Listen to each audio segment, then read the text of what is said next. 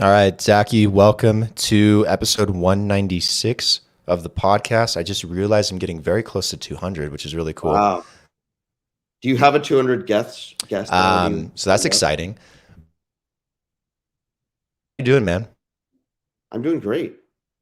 Um, I have it's really good to be here. I just got back from Lisbon.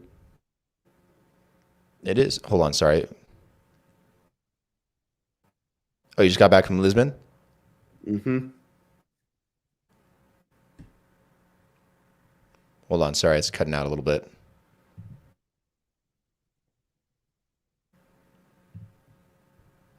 Okay, how about Yeah, now? Can you hear me? it seems to be a little bit more in and out than it was a few minutes ago when we were talking. Yeah, I'm not sure what happened there, but Okay, it's better yeah, now. went ahead and changed the Wi-Fi back again to the other one. Okay, cool. Yeah. I missed the last part you just said. You got back from Lisbon? I just got back from Lisbon. I was there for Cosmo Verse and Breakpoint. It was Mhm. a really good time. Had a great time at Lisbon. Yeah, yeah. What would you do there exactly? Just dive into stuff about Cosmos, or what did that entail? Yeah, I mean, so Cosmoverse was this like kind of amazing thing. Um, it was so the story of Cosmoverse was Jack Zamplin and Jojo Tay from the Cosmos community Hmm. and I sort of came up with this idea at the beginning of 2021. We were like, hey, like there's not a lot of grassroots marketing of Cosmos. No one's really pushing the Cosmos narrative. We have IBC launching. We need to build more community awareness around Cosmos.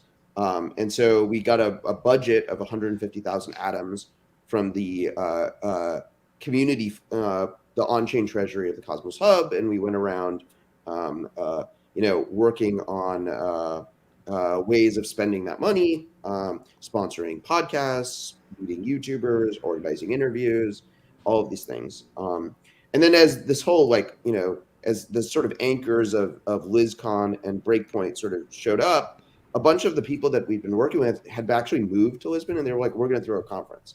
And originally it was like the scope was like a meetup in a park, Hmm. and then they're like, "Okay, give us some money, and we'll try and like do a legit conference."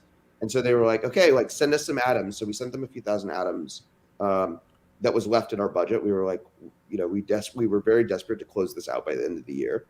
So we sent them some of the remaining atoms of budget. We're like, and like my expectations were frankly low. I was like, none of these people have organized an event before. I hope it works out. And then they convinced like everyone from Cosmos to come to Lisbon. And so then people were like, "What is this event gonna be like?" I was like, "I have no idea, but a lot of really cool people are coming, so it'll be a good time." And I got there, and then the event was phenomenal, like Hmm. incredibly well organized. Like it was produced by an event team that had done hundreds of events. Like just phenomenal. And then so much of the Cosmos community was there. We were able to spend like just a lot of time together, and that was really good.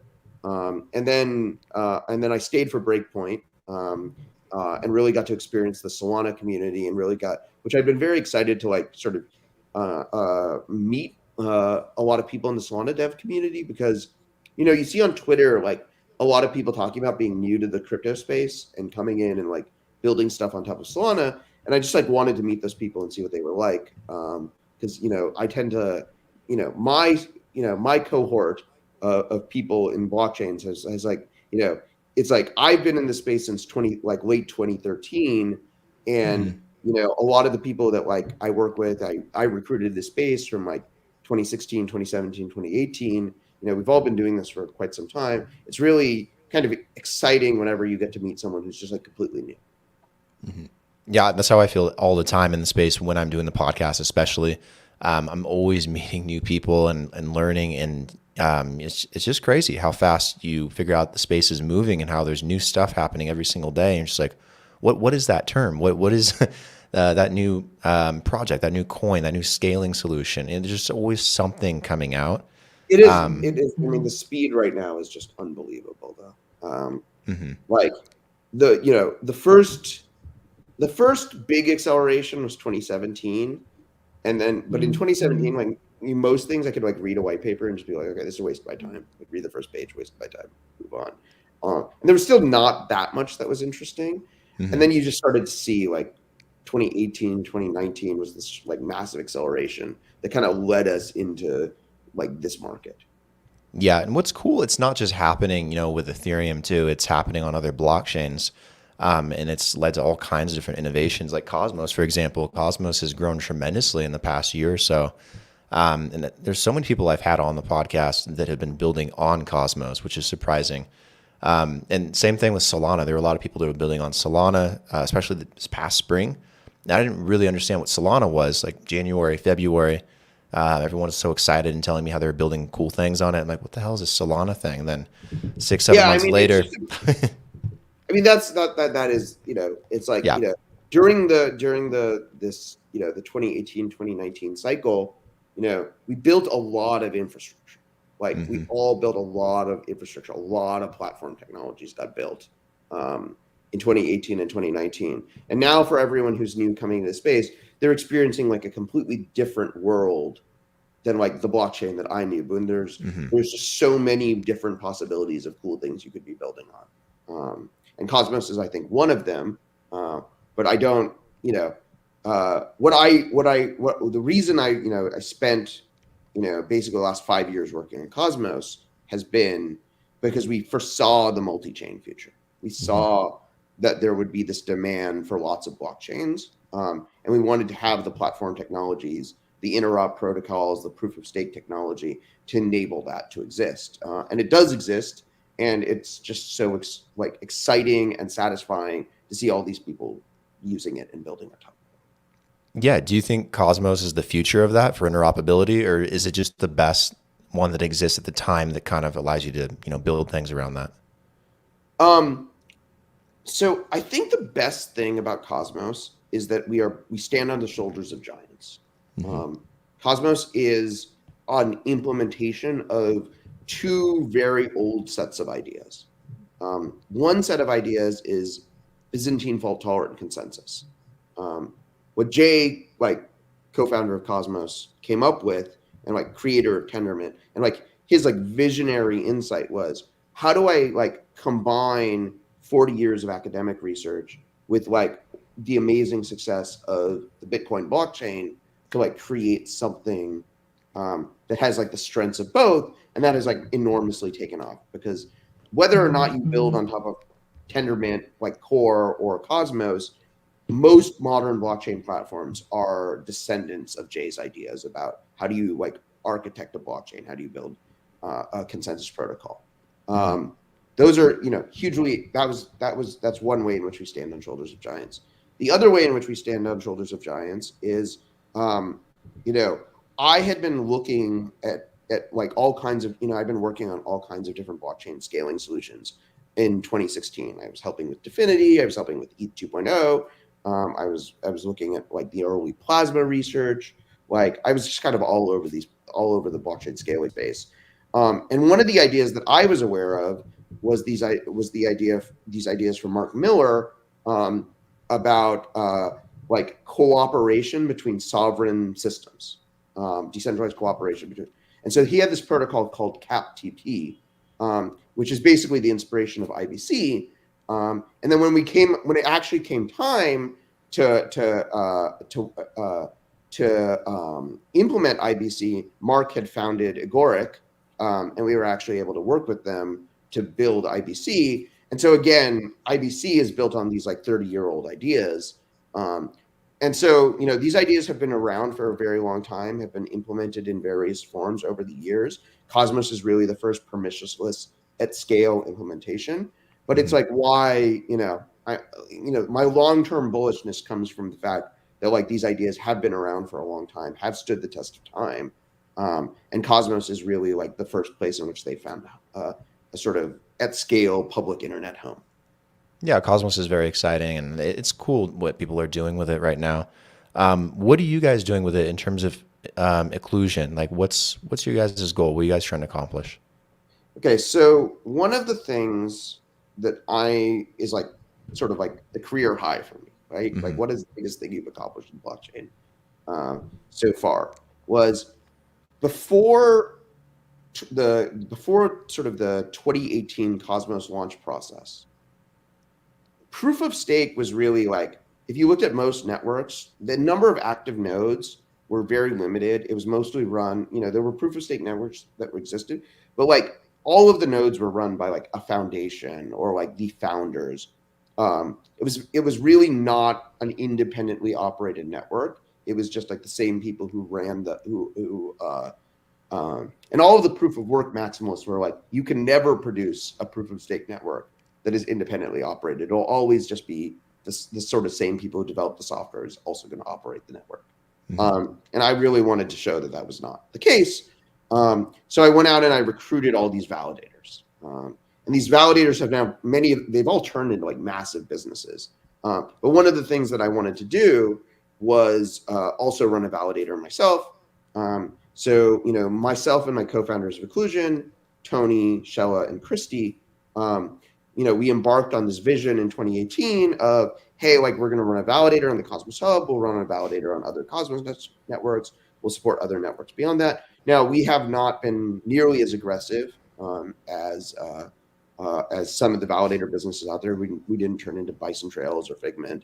But we have continued to validate on a bunch of different Cosmos networks. We continue to build technology around that. But, we are this hybrid. We do sort of protocol development, protocol R&D, cryptography R&D, and we also run validators on a bunch of different networks and encourage people on Cosmos networks like Osmosis or the Hub to delegate to us. Because when you delegate to us, you support all the great work that we've been doing on Cosmos and in other blockchain networks. So, that's what Iqlusion is. Mm-hmm. Cool. So you guys pretty much help facilitate the back end for a lot of these blockchains, running the nodes and everything. Yep. And, I was telling, like I said, I was running around convincing all these people that they should start businesses to do this. And it would be a complete failure if I wasn't running one myself, because it's like, how do you learn like what's involved and what's entailed in actually running one of these validator businesses other than running one yourself? Yeah. What does it entail to run one of those validator node type businesses where you're hosting all those? Is it similar in any kind of way to like when you're running a mining op, like in the past, or is it completely different, or what's similar? I think that it's, several people crossed the chasm from running miners to proof of stake. Stakefish, for instance, was founded by F2 Pool, like the same people behind F2 Pool, which is a big mining pool. The Bison Trails founders were also ex proof of work guys. But there are a lot of differences, right? At least, and like it's all changing over time, right? But like, if you'd compare, so in 2018, 2019, if you were running a mining operation, yeah, you had to like organize a lot of different computers. And so like the physical scale of proof of stake was much smaller. Like maybe you have like a single rack in a data center, or you run everything in the cloud.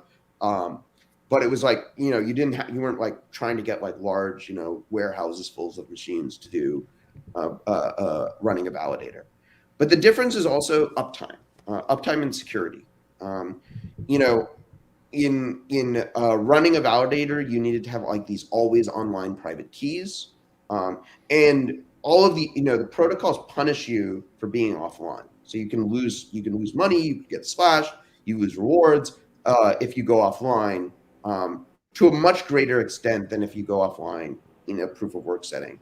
So this sort of like highly redundant, always on infrastructure that could secure an always online private key, like you can't have to a certain extent, and this isn't entirely true, but you can't have a cold wallet running a validator. Like you do have to have a hot key running the validator. And so, one of the things that we built for Cosmos was Iqlusion built the hardware security module integration for Tendermint to allow validators to use hardware security devices to store their keys.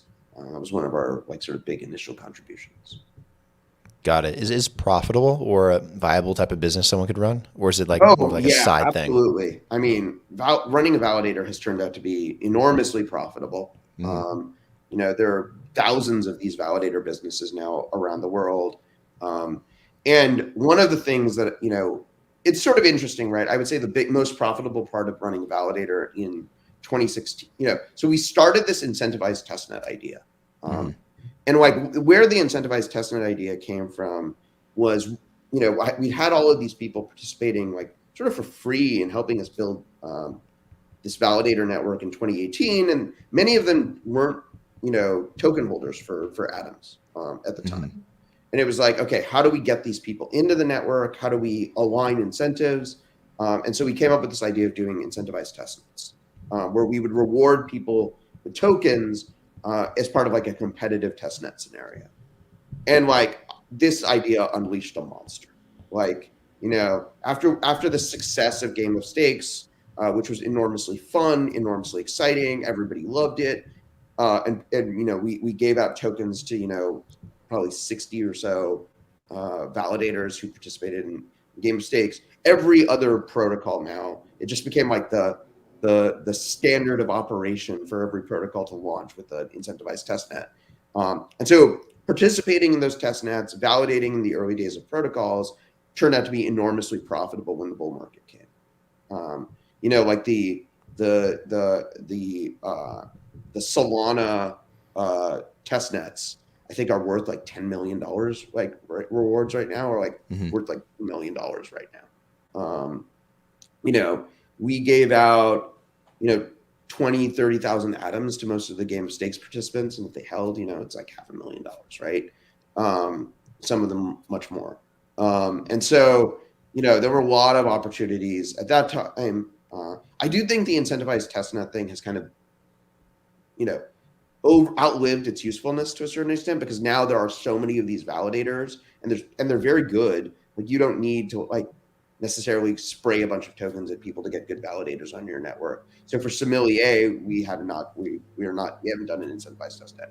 We don't really intend to make that part of our launch process. Do you guys plan to scale it up more? Like, do you want to take on more nodes or other networks and kind of grow that business even more? Do you have that? I think the intention for Iqlusion is mostly to stick to, Cosmos and a few other networks. We aren't planning on really blowing up the scale that much. But we do like to, in many ways, like Iqlusion was like one of the places where Sommelier was developed. We have other ideas, programs, things that we're sort of incubating inside of Sommelier. So incubating inside of Iqlusion, I just sort of view it as an incubator of the four of us and our ideas. Got it. Let me ask you a bit more broad question. What do you think of the state of crypto right now in the markets? Kind of given where everything's at going toward the end of the year, given where it's performed at the beginning of the year and how it's kind of picked up in the fall, and the large amount of interest. Where do you think things are heading? It's sort of it's interesting to me. I think everybody is kind of like waiting and wondering what's going to happen, right? The classic top signal of the Ethereum Foundation selling a bunch of ETH has occurred, but I don't necessarily think that they have divine insights into what the crypto markets are going to do. I think that things, I generally think though the market is just so much healthier than like what I've experienced in the past. People don't really, in 2017, the market structure was incredibly, the market was incredibly fragile. Nobody was really using any of these protocols and these networks. Very few genuinely interesting things were being built on top of them across a variety, across any metric. And so the whole thing seemed really poised to just fall over.